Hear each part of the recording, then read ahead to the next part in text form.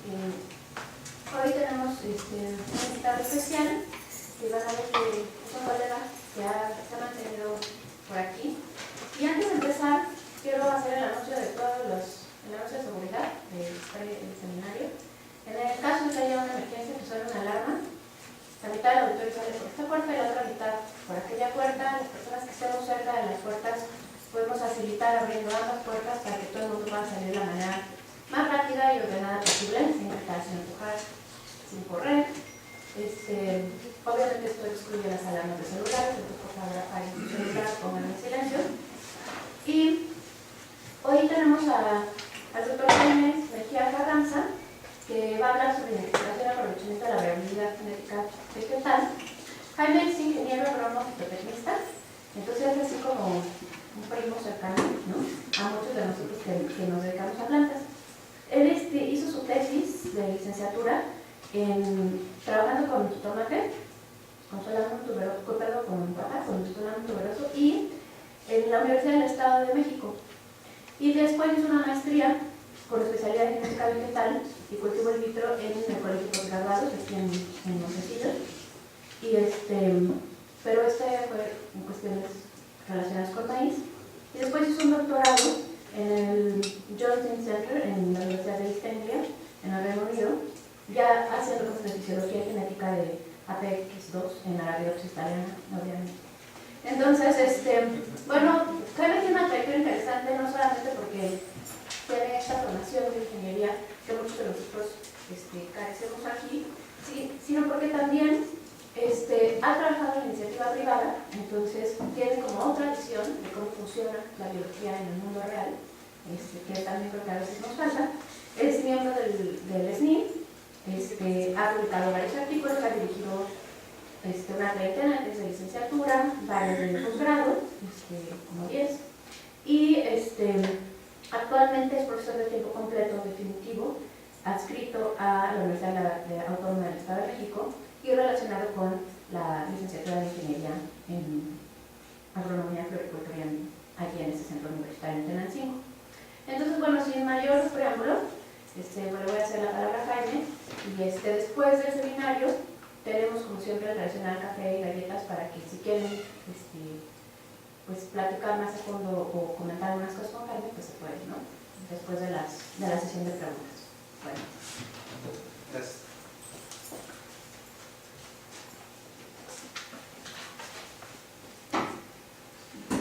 Hola, ¿qué tal? Buenos días a todos. Muchas gracias por la presentación y es un placer estar aquí en la UNAM, y también pues, me da mucho gusto ver a gente aquí.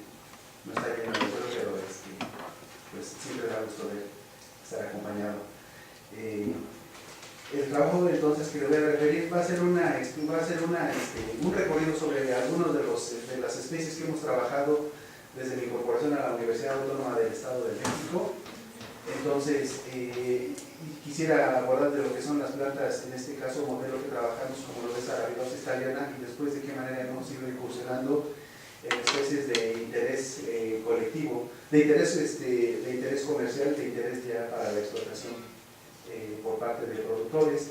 Les hablé un poquito de la línea de investigación, les mencioné sobre Arabidopsis thaliana y después esos Rosa cruz híbrida, Annona capsicum pubescens, que es uno de las especies que más trabajo, Gerbera cruz híbrida, y tengo Persea americana también, pero esa la trabajo un poquito ya, un poquito menos. La línea de investigación entonces es analizar la diversidad y variabilidad genética que existe y tratar de sacar su aprovechamiento, particularmente en la región sur del Estado de México. Todas las especies que cultivamos allá son de tipo florícola, son de importación, no tenemos desarrollados materiales nuestros, hasta donde sabemos. A últimas fechas hemos desarrollado nuevos materiales, pero la mayoría de ellos son de importación. Entonces, el conocimiento de lo que es la diversidad florística y sobre todo con tintes, ya sea, tintes hortícolas, es interesante y que podamos manejarla. Entonces, es parte del trabajo que hacemos. Las metas, obviamente, pues, es desarrollar los materiales, que lo mencioné más adelante. ¿Cuáles son los acercamientos que tenemos? Trabajamos con rosa, con chile manzano, gerbera. Recientemente estamos entrando a lo que son las anonas, el aguacate, y las metodologías pues son diferentes análisis dialégicos, multivariados, estudios fitoquímicos, fitopatológicos, entomológicos, y con el soporte de la biología molecular, básicamente para lo que va a ser la caracterización. Hablemos de Arabidopsis thaliana. El ecotipo que ven ahí es Condara, es uno de los ecotipos que nos hizo favor de regalar el doctor Ulises. Hemos hecho algunos trabajos sobre lo que son diversidad genética de ecotipos y ver su expresión en la heterosis con la hibridación entre diferentes ecotipos de esta especie. Y uno de los trabajos que hemos trabajado más sobre la diversidad es la expresión de APX2, ascorbato peroxidasa 2, que es un gen multifamilia que ayuda en este caso a las plantas de Arabidopsis a soportar los embates ambientales, particularmente son excesos de luz. O sea, insolaciones fuertes ha hecho que la expresión, en este caso de Arabidopsis,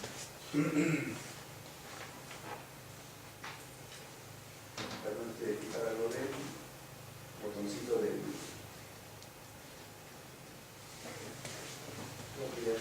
Está ya. Si vemos Arabidopsis, aquí lo tenemos, son transcritos de APX2, de los cuales, si observamos a un mundo de diferentes ecotipos conectados en diferentes partes del mundo, la expresión es variada dependiendo de la naturaleza de cada uno de los ecotipos.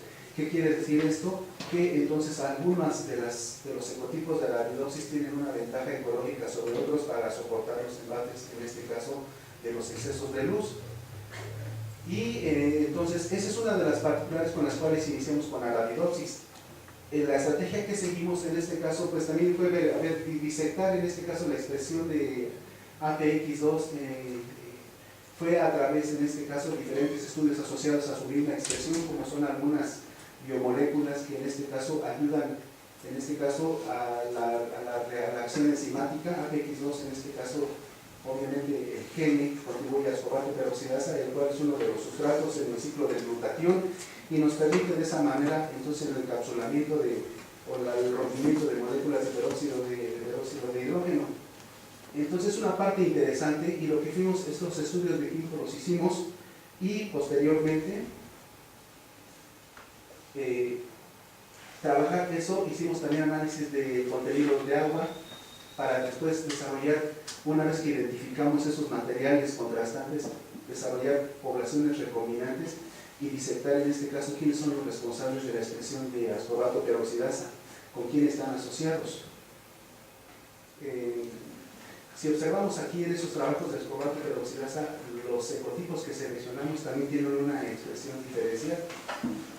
Aquí vemos, y tenemos a un control, en este caso que es un ecotipo tratado con excesos de luz. Vemos cómo se dispara en este caso la expresión del gene comparado con otros que tenemos de forma natural y sin expresión.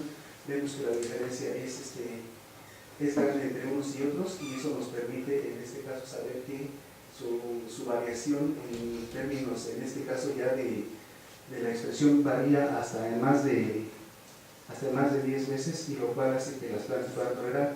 Esa es una aproximación con una planta modelo. Sin embargo, eso lo podemos pasar para lo que son especies ya de tipo comercial. Mismo Arabidopsis, el desarrollo también de líneas recombinantes es interesante para disectar en este caso los genes. Una vez que tenemos una población recombinante, eso nos permite a nosotros también saber en qué cromosomas y cuáles son los genes posibles o los candidatos que pueden estar relacionados con la expresión del gene.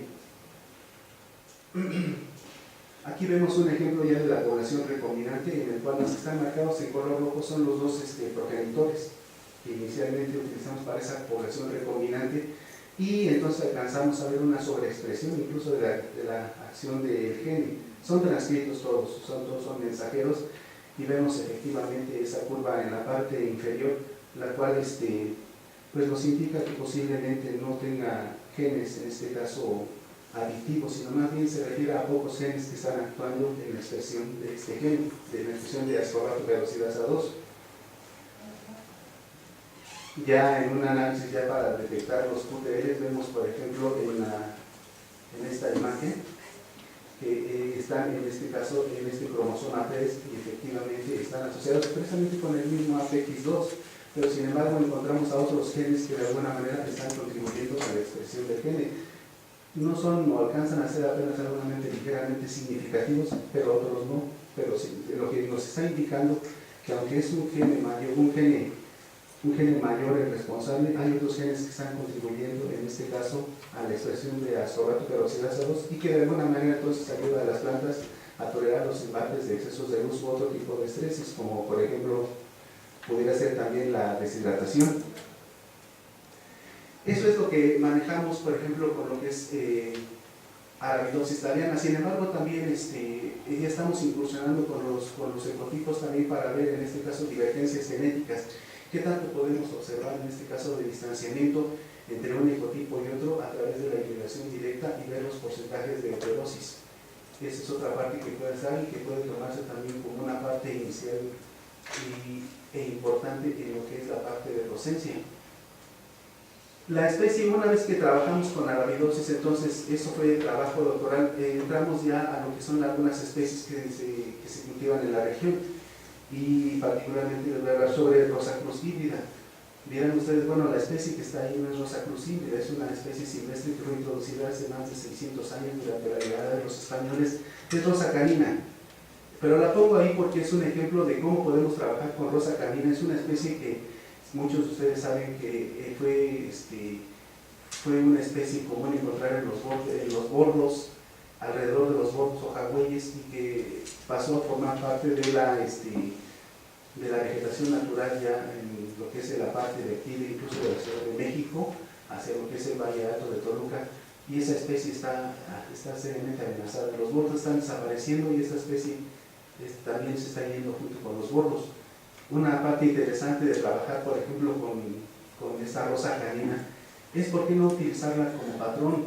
Los rosicultores en la región sur del Estado de México utilizan patrones asilvestrados, los cuales les confieren mayor resistencia a lo que son los problemas fitosanitarios del suelo, pero están teniendo últimamente problemas con lo que son, por ejemplo, las rosas Manetti o incluso otras rosas Natal Raya, que son algunos híbridos silvestres con poco desarrollo de hibridación y que tienen ciertas tolerancias a los problemas sanitarios. Sin embargo, últimamente los rosicultores están teniendo muchos problemas, por ejemplo, con enfermedades como verticillium. Esta especie rosa canina podría ser una alternativa.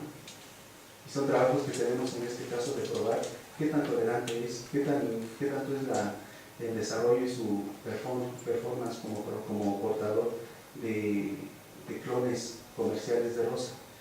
Y entonces esa es la intención. Pero si pasamos a las diapositivas, vemos también que la variación natural se presenta en rosa.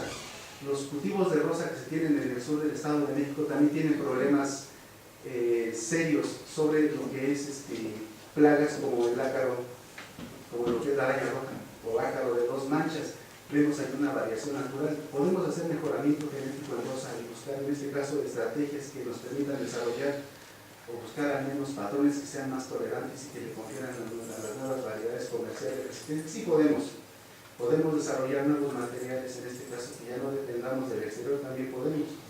Todas las rosas cultivadas que tenemos en el sur del Estado de México son extranjeras. No hemos desarrollado rosas. Posiblemente Chapingo y el Colegio de Postgraduados estén iniciando a desarrollar nuevos materiales, pero es incipiente y no se tiene ningún material registrado en el SNICS que sea propiamente nuestro de rosas. Todas son francesas, son holandesas, no tenemos materiales. E incluso, por ejemplo, podemos ver también en mosca blanca. La preferencia de mosca blanca es otro insecto que causa severos daños en el cultivo de rosa. También hay variación natural y podríamos detectarla. O incluso cómo se asocian, en este caso, los niveles de lo que es insectos, ácaros, con lo que son los contenidos de los fenoles, cómo los fenoles contribuyen en este caso, o productos del metabolismo secundario de las plantas, a contrarrestar. Los fenoles totales definitivamente están asociados. Mayor concentración en las poblaciones de insectos distribuyen. Quiere decir que estos productos fenólicos forman parte importante. Si pudiéramos nosotros disectar y averiguar cuáles son esas plantas que tienen mayor concentraciones fenólicas, podríamos utilizarlas inicialmente en programas de mejoramiento o simplemente en programas de selección que nos permitan disminuir los costos del consumo de agroquímicos y le haremos un favor grande al medio ambiente. Igualmente hemos incursionado, por ejemplo, en cómo los productos químicos en este caso han modificado, en este caso, la resistencia de los insectos. Hay un tipo de plagas y enfermedades. Hay prácticamente lo que es la botrytis, que es el moho gris en las rosas, en diferentes cultivos como los extranjeros. También causan severos daños, pero también lo que hemos hecho es que al momento en que estamos aplicando los productos, estamos generando, en este caso, resistencia por cambios en lo que son, en este caso, las secuencias de los hongos para que los vuelvan más resistentes. Son cambios que se empiezan a observar y son los que están confiriendo, en este caso, a los hongos mayor resistencia, como botrytis. Botrytis ahora es mucho más complicado controlarlo. Lo mismo que, por ejemplo, insectos como la mosca blanca o los ácaros, en los cuales se ha incrementado ya, en este caso, su resistencia en más de 50 veces. Eso es en lo que respecta a los trabajos de rosa. Actualmente ya lo que estamos trabajando nosotros en esto de la rosa es el desarrollo de nuevos materiales. Por ejemplo, ya la hibridación. Buscando una hibridación convencional. Tal vez ahí el cuello de botella principal es cómo podemos nosotros permitir la germinación de las semillas. Las semillas tienen una testa muy dura, entonces la escarificación es uno de los procedimientos que andamos buscando y que nos permitan obtener ya la germinación de híbridos nuevos en un mundo de rosas ya que tenemos introducidas en estas del dominio libre que podemos utilizarlas para el desarrollo de nuevos materiales. Igualmente anona. Las anonas se tienen registradas que hay 3. Sin embargo, dentro de estas anonas que se cultivan en el Estado de México, hay una en particular que se conoce como ilama zorro y no se ubica en ninguna de las especies conocidas, ni silvestres ni cultivadas. Y es en lo que hemos trabajado. ¿Qué hemos utilizado para lo que es la identificación de esa variación? Hemos utilizado la descripción morfológica a través de la taxonomía numérica. La taxonomía numérica nos permite identificar, en este caso, diferentes categorías y nos permite de alguna manera, desde el punto de vista morfológico, acercarnos y por lo menos intentar ver qué tipo de genes son los que están actuando. ¿Son poligenes o son genes mayores? Eso nos permite de alguna manera empezar a hacer una visualización y de alguna manera entonces una discriminación que nos permita hacer selección y iniciar programas de mejoramiento. Entonces, por lo tanto, los caracteres morfológicos por una parte nos permitieron en este caso observar cómo estas especies se separan unas de otras. Son especies anona reticulata, anona diversifolia, lo que es la ilama, que es la que se cultiva y la que ya se tolera en nuestras partes del sur del Estado de México, y ilama zorro, que es una especie que crece en las cercanías de Tejupilco. Esta especie no es comestible. Dice que solamente se la comen los zorros, pero no creo que ni los zorros se la coman. Es un fruto muy duro y que no llega a madurar plenamente. Sin embargo, presenta muchas características de resistencia a plagas y enfermedades, que puede ser en este caso un recurso genético muy bien utilizado, y al ser utilizado también nos permite su conservación. Ilama zorro en estos momentos es una especie que tiene unos reductos ya pues muy estrechos en la región de Tejupilco, y entonces su conservación pues en este caso ya es extremadamente necesaria.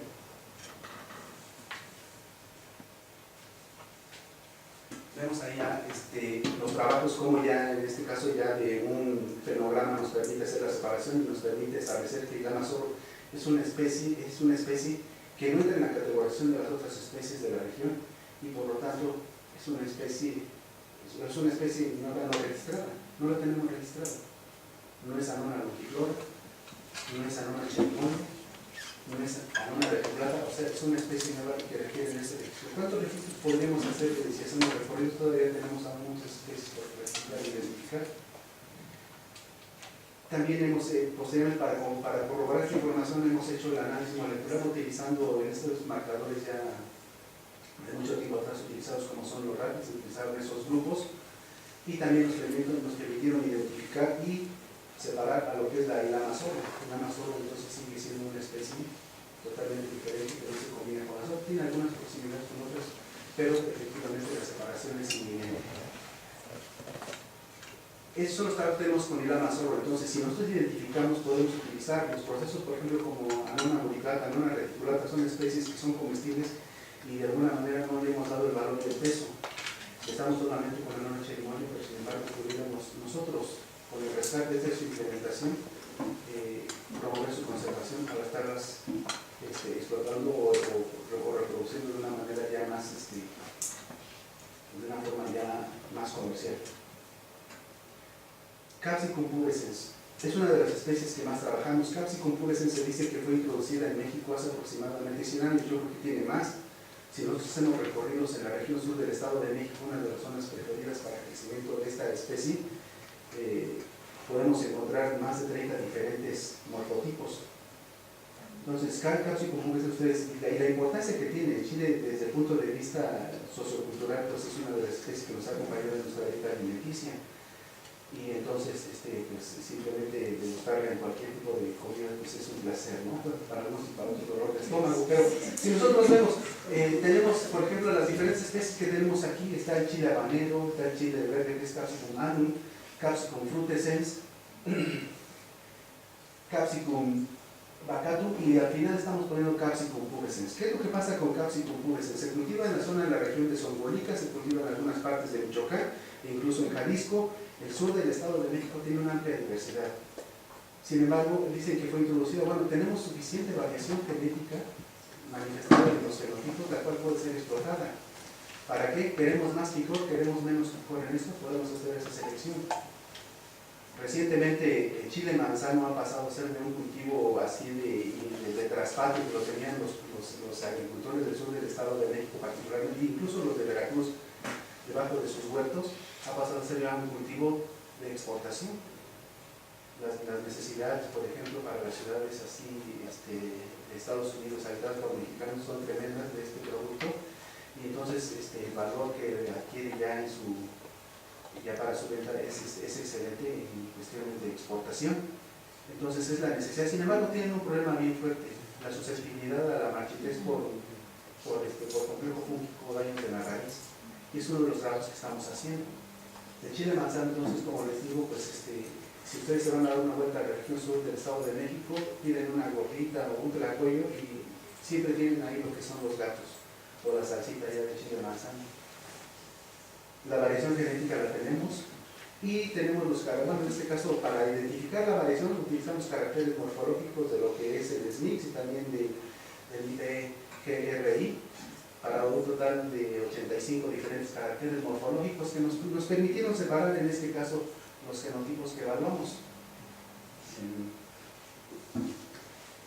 Estas dos que tenemos aquí en color verde son dos poblaciones que tienen la característica de tener una tendencia más asilvestrada. Los frutos son más pequeñitos, las hojas son más pequeñas y definitivamente también se aíslan completamente de este grupo que es el más comercial. La 40 número 3 que tenemos aquí es la más común que se va a encontrar en la región sur del Estado de México, incluso en Veracruz. Y estos que tenemos acá son variantes de fruto color rojo. Estos de acá son de color amarillo. Estos variantes rojos particularmente, les voy a mencionar que dentro de esos tenemos uno de los fenotipos o morfotipos más resistentes, o de los más resistentes que tenemos a la marchitez. Pudiéramos explotarlos en este caso como portainjertos, sí, ya se hace en tomate o jitomate. Los invernaderos que cultivan jitomate en la región sur del Estado de México tienen patrones resistentes, hacen los injertos, establecen las variedades comerciales, se tienen muy buenos rendimientos ya utilizándolos. Aquí podemos hacer lo mismo si es que no queremos irnos a un proceso de mejoramiento genético y desarrollar variedades más resistentes. Igualmente tenemos la identificación de esos genotipos que son más resistentes y están separados.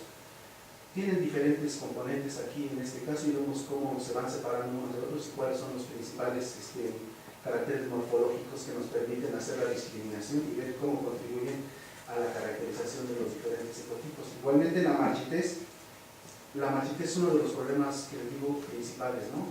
Sin embargo, ya en recientes trabajos que estamos haciendo hemos logrado identificar a los 3 patógenos que son los mismos que tiene Capsicum annuum. Sin embargo, uno de los que más contribuyen a la marchitez es Phytophthora capsis. También están Rhizoctonia y obviamente Fusario. Y vemos cómo contribuyen. Definitivamente Phytophthora es el agente principal, el que causa el principal daño. Cuando se asocia con nosotros, su efecto de patogenicidad se disminuye. Sin embargo, sigue siendo, por ejemplo, en este caso, Phytophthora con Rhizoctonia y Phytophthora con Fusario, siguen siendo los que producen una mayor cantidad de enfermedad en la planta. Dentro de la variación hemos encontrado, ya hicimos las pruebas en este caso de cómo la marchitez influye y cómo podemos encontrar materiales más resistentes a esto. Y incluso también ya hemos visto cuáles son los más picantes. Sabemos que podemos encontrar incluso diversidad y podemos hacer trabajos, en este caso ya, que estén asociados a, una vez que determinamos las capsicinas, podemos ver cómo las capsicinas pueden disminuir el desarrollo de ciertos hongos, por ejemplo en granos almacenados, si podemos en este caso aplicar capsicinas para proteger los granos y disminuir los daños, sí podemos hacerlo. Entonces quiere decir que el chile manzano no solo lo podemos utilizar para alimentos, sino también lo podemos utilizar para otras funciones muy funcional. Recientemente estamos haciendo ya un estudio, análisis de alérgicos, estudio que son diseños genéticos para ver en este caso cómo podemos desarrollar mejores materiales, tanto desde el punto de vista comercial como también con las concentraciones mayores de capsicina. Gerbera es otra de las especies que hemos trabajado. Todas las gerberas que tenemos cultivadas en el sur del Estado de México vienen de Europa, ya sea que vengan de Holanda, de España o de Italia. No tenemos ninguna gerbera, o no teníamos gerberas nuestras desarrolladas hasta entonces. Recientemente se tienen más de 50 diferentes variedades de gerbera que se cultivan y muchas ya son de dominio público o incluso pueden utilizarse, las están ahí para procesos de hibridación. Hibridación convencional y gerbera no se había hecho hasta hace 3 años cuando iniciamos estos programas de mejoramiento y utilizamos en este caso, hicimos primero el desarrollo para ver la actitud combinatoria general, en este caso de los diferentes indios y la actitud combinatoria específica, buscar cosas específicas que nos permitan identificar quiénes son los mejores, las mejores cruzas y que nos puedan dar mejores dividendos en cuestiones de atracción para el público o tamaño de lo que es el capítulo.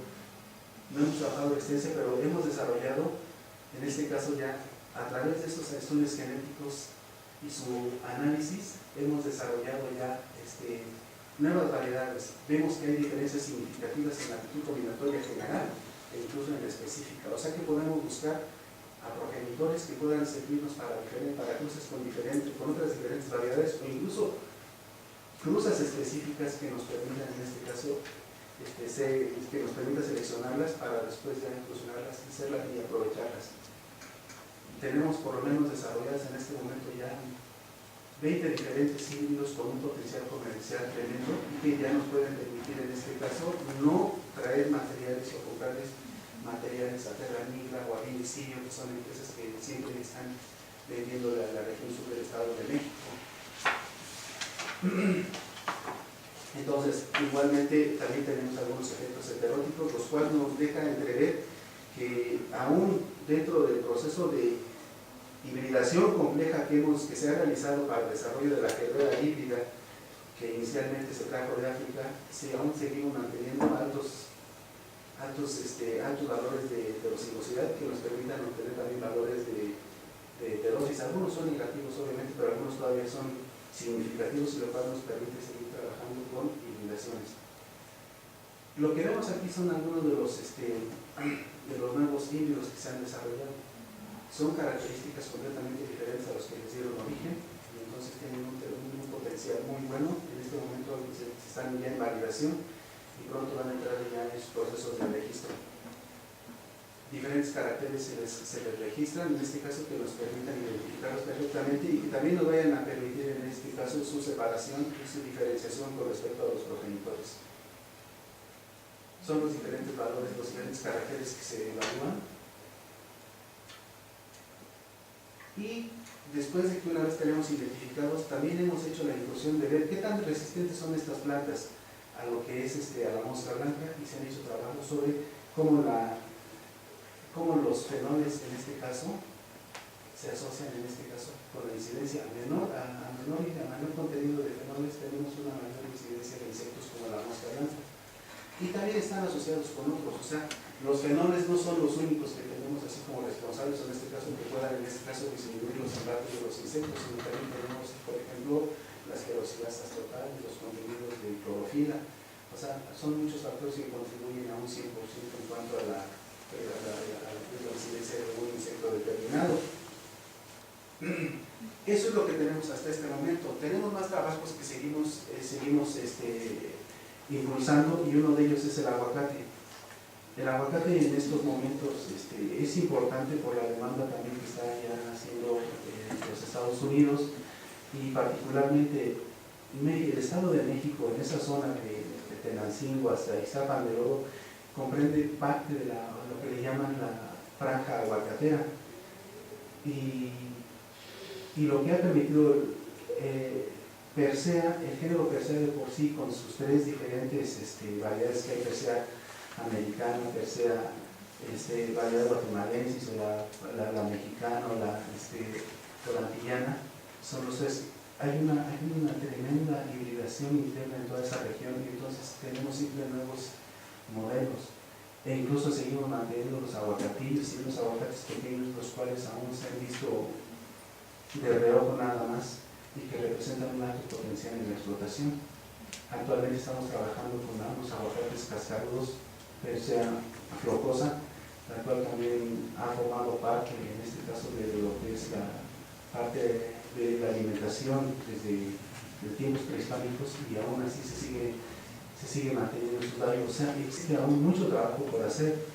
Solo estamos, estas especies que he mencionado, pues solo son una parte de lo mucho que se puede hacer, y el campo está abierto. La explotación de la variabilidad genética, por lo tanto, es una de las demandas más grandes que tenemos para poder lograr el desarrollo de nuevos materiales. Su aprovechamiento, su conservación depende del aprovechamiento. Si no los aprovechamos, pues ahí los vamos dejando, como el ejemplo que les di de la rosa canina, me parece que es la variedad Montezuma, que a pasos agigantados se va perdiendo. Se mencionaba mucho aquí en lo que es la parte, aquí en el Distrito Federal, en la parte norte que se tenía, y yo supongo que aquí deben de tener también el jardín botánico, o aquí en la zona de Pedregal. Sin embargo, para lo que es el altiplano de la región de Toluca, está en proceso de desaparición.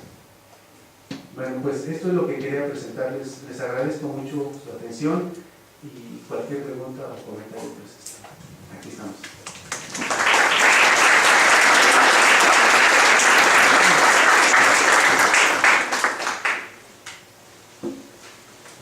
Bueno, tenemos mucho tiempo para preguntas, entonces,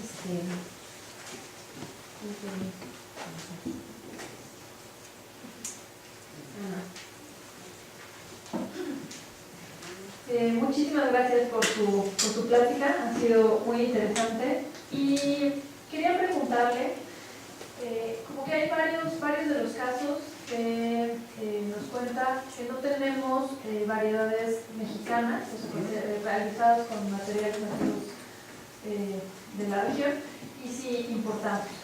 ¿Ustedes han visto que tiene alguna ventaja para el manejo utilizar materiales nativos, o es un interés más bien comercial por independizarse del suministro de la semilla? Yo creo que son ambas. La primera, si nosotros nos damos o si hacemos recorrido aquí, o nos vamos, por ejemplo, aquí en la parte de Pedregal, vamos a ver a diferentes especies que están, que de alguna u otra forma cada vez tienen una mayor presión antrópica. Entonces, muchas veces esa presión por el cambio ambiental están amenazando con su desaparición. Particularmente en el sur del Estado de México, tiene una amplia diversidad. Está el eje volcánico central también aquí, y se caracteriza por una amplia diversidad. No solamente en esta especie que mencioné, sino también podemos hablar de la dalia. Entonces, sí debemos de trabajar en su conservación, y una vez que tenemos su conservación podemos aprovecharla. Entonces, por supuesto que es importante también no depender del exterior. Siempre son bienvenidas las cosas del exterior, sin embargo, ¿por qué no desarrollar nuestros propios materiales? Por ejemplo, si nosotros hablamos de la dalia, la diversidad genética, la diversidad genética de la dalia ha sido mejor explotada en Inglaterra y en Alemania que aquí en México. Entonces, si hablamos de variantes de dalia, pues tendríamos que irnos a esos países como referentes, sabiendo que la dalia es la flor, nuestra flor representativa, ¿verdad? Entonces, son ambas partes, definitivamente. Y yo creo que yo estoy involucrado ahora con lo que son las flores, y veo ese proceso, y veo los costos que se tienen de los materiales vegetativos. Simplemente traer un contenedor de lilies a México cuesta alrededor de los 100,000 euros. Entonces, y muchos de esos materiales que son introducidos, la calidad fitosanitaria, pues es cuestionable. Y no lo digo yo, lo dicen los mismos, porque yo no lo compro, lo compran los productores, y entonces ellos son los referentes, ¿verdad? Entonces, hay una investigación muy buena del IFIS en el sur del Estado de México, con una empresa mexicana, en los cuales están siguiendo el proceso de notificación de lo que son el polvo y el vino. Entonces sí podemos incluso hacer eso y tener mejores condiciones sanitarias y en este caso también disminuir los costos de los productos, porque la adquisición no es lo mismo pagar 50,000 euros en pesos para pagar los 100,000 euros que tienen que pagar por cada contenedor trayéndose de fuera. Igualmente ocurre con las nuevas variedades de rosa, igualmente ocurre con la gerbera, igualmente con cualquiera de las especies que mencionemos. Ninguna de las especies que tenemos allá, bueno, al menos lo que he visto es mexicano. Bueno, es el cempasúchil, pero ya es marigold ahora. Entonces sí cuesta trabajo, ¿verdad? Sí cuesta trabajo. Y yo creo que sí debemos de verlo de las dos formas. Como una parte de interés económico, ¿por qué? Porque así nos permite mantenerlo. Y una parte de tratar de conservar nuestra diversidad y variabilidad genética.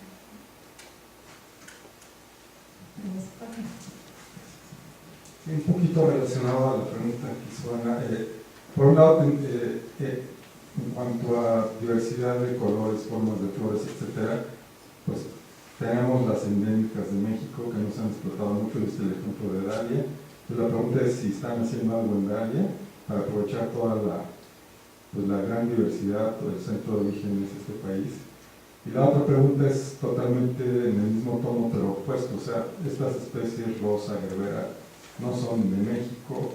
Entonces la pregunta es si uno quisiera hacer mejoramiento hortícola de esas especies, ¿no sería bueno ir a África, a Asia y traer material genético que permita todavía tener mejor variabilidad de tus nuevos productos? Bueno, de la primera, Chapingo es líder en mejoramiento genético en Dalia. Ellos lo que es está trabajando y el maestro Mejía está haciendo investigación en Dalia, han desarrollado algunas variedades ya de Dalia, tienen la asociación Amigos de la Dalia, que también se tiene aquí en los jardines de Coyoacán. Entonces se está haciendo buen trabajo, la verdad sí se reconoce, sin embargo no es suficiente. Si nosotros decimos y vamos por ejemplo a esto cuando se hacen los festivales de la flor de Dalia en los jardines de Coyoacán y empezamos a ver, en realidad vemos una cantidad reducida o prácticamente nula de variedades mexicanas. Se requiere mayor esfuerzo, sí. Entonces sí se está haciendo, como también se está haciendo con la Nochebuena. La Nochebuena que también ahora ya es poinsettia, ¿no? Entonces se tienen muchas variantes, por ejemplo en la región sur del Estado de México hacia Guerrero, incluso en Tasco existe una asociación para esas especies. Se está trabajando, sin embargo creo que sí debemos incursionar más. El trabajo creo que nunca es de más. Se están haciendo los pinitos y se ha hecho un esfuerzo tremendo por parte de los investigadores, algunos investigadores en Chapingo, incluso también para algunos conservacionistas o conservadores de Dalia, o incluso algunos tienen lagos silvestres de la región sur que se están trabajando para el CIATEC, también para allá en Jalisco. O sea, se están viendo muchos trabajos. Sí se está haciendo, no es suficiente, todavía no podemos decir que seamos ya competitivos en cuestiones de desarrollo de nuevas variedades, porque no las tenemos. No hay todavía. Referente al siguiente punto era ¿cuál? Perdón. O sea, para rosa y gerbera, pues sí. Sí. No, sí, podemos hacer mejoramiento genético. O sea, sí podríamos ir a traer, por ejemplo, gerbera virifolia allá en el centro de África, podríamos traer otro tipo de gerberas. Las gerberas que se están trabajando ahora ya son complejos híbridos, ya son de hibridaciones sucesivas y complejas que definitivamente ya no podemos llamarle gerbera janesoni a las gerberas que compramos en los arreglos florales o los buquets, porque ya no lo son. Ya son gerberas que vienen de un proceso de hibridación tremendo, y entonces ya por eso es gerbera híbrida o gerbera cruz híbrida. Sí podríamos hacerlo, pero si tenemos, por ejemplo, ya en el sur, y sí podríamos hacerlo, ¿por qué no? Y podríamos hacerlo para otras especies también. Por ejemplo, por la misma rosa, los patrones de rosa, podríamos ir por rosas caninas a Europa, que es donde inicialmente dicen que se introdujo para México, y buscar en este caso fuentes de resistencia. Pero en este momento tenemos la posibilidad de hacer la explotación de más de 100 diferentes variedades de gerbera que desde que se introdujo en México se han venido trabajando. Y por la moda algunas van desapareciendo y se siguen conservando. Es igualmente en rosa. En rosa tenemos también más de 100 diferentes variedades de uso y desuso. Una es la variedad vieja, por ejemplo, una roja muy bonita que se ha dejado de cultivar, pues ya ha sido ya superada por unas rojas más bonitas como la samurai o la trigo, y ahí está. Lo que tenemos que hacer, si ya la variación genética nos las hicieron llegar aquí, pues hay que aprovecharla, y podemos hacerla. Tenemos, en este caso, no tenemos límites así. ¿Por qué? Porque si nosotros probamos que sí son híbridos verdaderos y decir que son diferentes a sus progenitores, entonces podemos hacer uso de ellas. Pero sí también podemos ir a traer especies nativas o irnos a China o irnos a Turquía y hacer colecciones, por ejemplo, de las rosas silvestres que dieron origen a los híbridos que tenemos en este momento. Sin embargo, yo creo que una ganancia tremenda para nosotros aquí en México sería que por lo menos lográramos hacer la hibridación de las que ya tenemos. Y ese es uno de los problemas principales. Los agricultores piden eso allá en la región sur. Debemos hacerlo. Bueno, sí, ya, con gerbera ya está en paso dado. Con rosa, ahí vamos.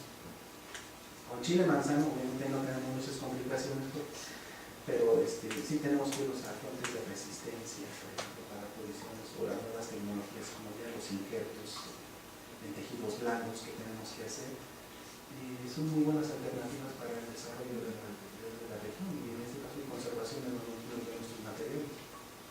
Sería esa parte. Por ejemplo, hablando de jitomates también tenemos, si nosotros nos damos una vuelta a todo lo que es la parte de la Huasteca, o nos damos una vuelta a lo que es todo lo que es la parte de México, también estoy lo hecho, y encontramos a los jitomatitos, los pequeñitos, los tomatitos, como cherries. Es una fuente tremenda, no hemos hecho ninguna explotación de estos. Pero los israelitas sí se han ido a Chile y han ido a fabricar esos materiales de solano, los cuales crecen en condiciones muy adversas que los han utilizado para conferir resistencia a nuevas variedades de jitomate. O sea, creo que por ahí es donde debemos empezar, reconocer qué es lo que tenemos. Rosa no somos centro de origen, gerbera no somos centro de origen, pero jitomate sí tenemos, tomate de cáscara sí tenemos. Y no tocamos al maíz. O sea, sí, creo que esto es la parte por donde debemos ingresar, incursionar, identificar esa variabilidad genética e iniciar con planteamientos sencillos como los que vimos. ¿Cuánta variación podemos encontrar? Y a partir de eso, pues, aprovecharla.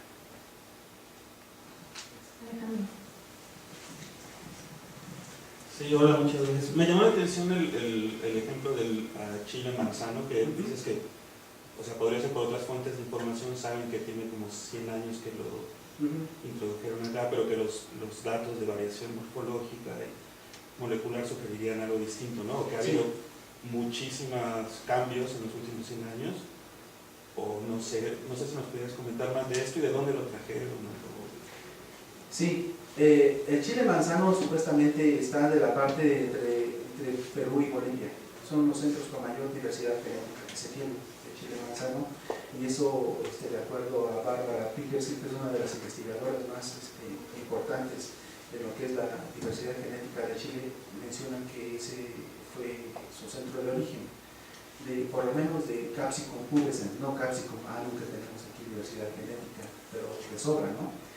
Entonces, ese chile manzano, de acuerdo a algunas fuentes por ahí, mencionan que es de introducción relativamente reciente. Lo que nosotros podemos observar al ver los diferentes nichos ecológicos que se tienen tanto en Veracruz como en la parte sur del Estado de México hacia Tejupilco, encontramos una variación tremenda en los tipos, y no, obviamente no es ambiental. O sea, ya ha habido una diferenciación así por los nichos ecológicos que tenemos, y eso es un patrón de variación que puede ser utilizado y puede ser explotado. A eso me refiero. Entonces, el chile manzano, aun cuando no es originario de aquí de México, sí tenemos una variación genética tremenda, ya manifestada en los niveles de capsaicina, por ejemplo. Tenemos materiales asilvestrados, tenemos materiales que ya tienen una mayor influencia del hombre en cuanto a mejoramiento y selección, sobre todo por los tamaños. Entonces, pero dentro de toda esa variación, dentro de toda esa similitud, encontramos una variación tremenda. Por ejemplo, tenemos algunos materiales de fruto rojo, los cuales tienen una capacidad de ramificación tremenda. Entonces, ¿qué quiere decir? Que podemos estar hablando de una mayor cantidad de frutos. Obviamente el rendimiento a lo mejor lo podemos discutir, ¿no? Pero entonces podemos hablar de diferentes, y esas especies, pues, por ejemplo, o de esas colectas, como esa que estoy diciendo de fruto rojo, tenemos algunas que son resistentes a la marchitez. Entonces sí tenemos incluso variación en la resistencia a problemas de raíz. Tenemos variación incluso por medio de capsaicinas para el licor. Y eso pues nos da una ventaja tremenda que podamos hacer mejoramientos.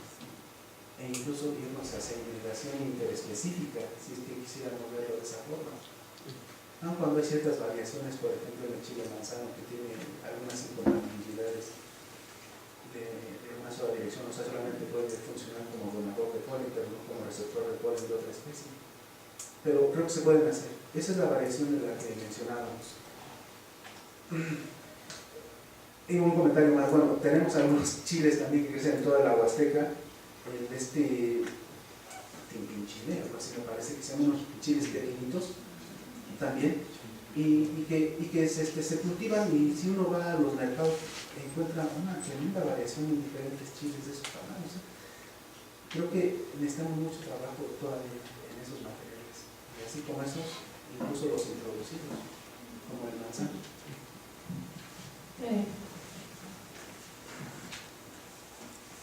Muchas gracias por tu plática y hacernos ver que gran parte del germoplasma mexicano finalmente no lo usamos. Y en ese sentido yo quisiera preguntarte acerca de las anonas y persea. Por las diapositivas que presentaste se ve que trabajas o perteneciste o perteneces a las redes de mejoramiento genético o las redes de estos árboles que manejaba el SNIC el sexenio pasado. Entonces, en ese sentido viene mi pregunta: ¿cómo te relacionas tú en tu trabajo, vamos a decir, que está centrado hacia las variedades o los cultivares o las especies nativas de esta parte sur del Estado de México, con todos los otros que hacen mejoramiento genético en estos dos géneros en diferentes partes de la República y que pertenecían a la red de Persea o a la red de las anonas, que el SNI favoreció durante, que creo que tuvo mucho éxito en todo el trabajo que se desarrolló en forma conjunta en el sexenio pasado? Entonces me gustaría saber cómo es tu relación con el resto de la red, sobre todo pues para avanzar en este proceso que es tan largo y que finalmente nos ganan las grandes compañías, ¿no? México se tarda tanto en producir un híbrido o registrar una variedad, porque hasta que no tiene todos los descriptores morfológicos registrados, pues no puede mandarlo a Suiza al OPEP gracias.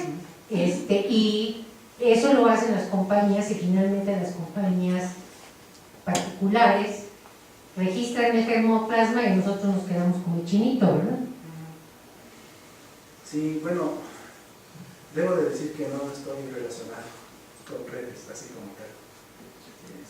No estamos relacionados, sin embargo, tenemos trabajos, por ejemplo, para el caso del aguacate, yo estoy incursionando en lo que es el análisis de la variación genética y diversidad misma entre diferentes especies, incluso géneros de esta especie, y el titular de investigación en cuanto a manejo y conservación de aguacates de aquí de la región es el doctor Juan Carlos Reyes Alemán. Él sí está involucrado en una red, la red de aguacate, tiene una relación directa y está en contacto directo en lo que son los procesos de estudios de variación, pero debo de decir que sí son violentos. Entonces muchas veces en los procesos se nos va el tiempo e incluso se nos olvidan los materiales. Entonces creo que una parte importante, a lo mejor si yo hablara por mí, yo creo que sí deberíamos de fortalecer esas redes. Para el caso de las anonas, el doctor de Chapingo, que está trabajando en Michoacán, trabajó anteriormente con mi estudiante que tengo, Mónica Cuari, que está haciendo un trabajo de lo que que es la Universidad Genética de Anonas del Sur del Estado de México, y solamente se tienen relaciones muy vagas, no las tenemos. Entonces creo que una parte, si por mí sí es importante establecer otra vez lazos y fortalecer esas redes que de alguna u otra forma me parece que esas redes han perdido de fuerza ahora. Y lo digo incluso por las redes que he visto como la red Tigridia, que se tiene ahí en un banco de germoplasma intensivo, y la cual en los últimos 5 años solo ha servido para de alguna manera muy por debajo mantener las poblaciones que tenemos de más de 35 diferentes especies de tigrides en esa zona. O sea, los recursos cada vez se han visto más limitados. Hemos tenido muchos problemas burocráticos para la gestión y ejercicio de los recursos. Entonces, creo que las personas que están, por ejemplo, con tigridia tienen muchos problemas de eso. Anona, desconozco la verdad. Nuestro trabajo, el trabajo que tenemos es la identificación de este nuevo variante que es bueno, podemos en este caso creer que es una nueva especie, que sí, pero no lo ubicamos con nada, entonces sí se requeriría mayor colectividad en eso. Yo he trabajado también con Chapingo, pero lo hemos trabajado solamente en colaboración, no hemos trabajado desde el punto de vista de redes oficiales como las redes de Sinaloa. Bueno, pues con eso concluimos, le agradecemos a Jaime y si quieren conversar con él, aquí afuera estarán en café en la